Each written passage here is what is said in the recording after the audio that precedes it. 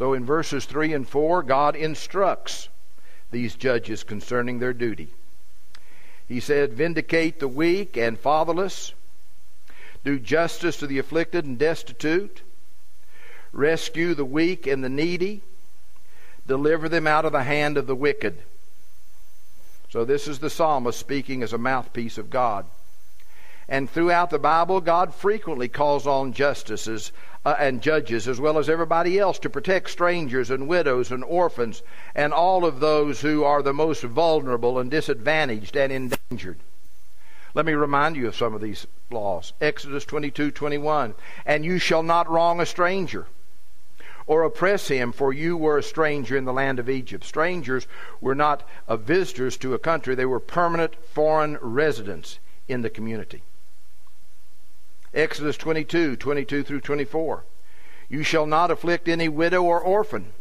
If you afflict him at all, and if he does cry out to me, I will surely hear his cry, and my anger will be kindled, and I will kill you with the sword, and your wives shall become widows, and your children fatherless." That's God talking about those who mistreat the disadvantaged and the weak in a culture. He considers it a particularly heinous thing. I'll kill you. James 1:27. "This is pure and undefiled religion in the sight of our God and Father, to visit orphans and widows in their distress, and to keep oneself unstained by the world."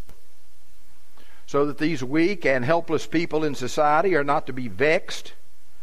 They are not to be treated aggressively or in a discriminatory manner, because such violations are serious in God's sight. In fact, the laws against discrimination in Exodus 22 come immediately after laws against seduction, idolatry, witchcraft, oppressing widows and orphans. These are the kinds of sins God hates.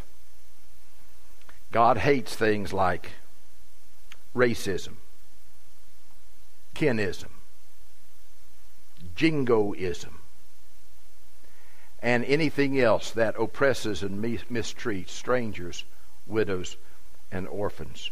Rushdoony says this: "Such oppression against the weak and defenseless is serious, because it indicates that to all practical intent no law exists.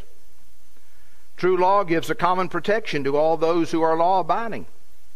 When the weak are unable to get such protection, no law exists. If the law discriminates against the weak because they're weak and for the strong because they're strong, then it ceases to be law and is an instrument of oppression. True law discriminates against those who are wrongdoers by seeking to enforce restitution and for death against them, and is in favor of the law-abiding in that it protects them in their lives and properties and compels restitution for offenses against them. If the lives and properties of foreigners, widows, orphans, those who are helpless, are not protected by the civil order, then that order has become lawless.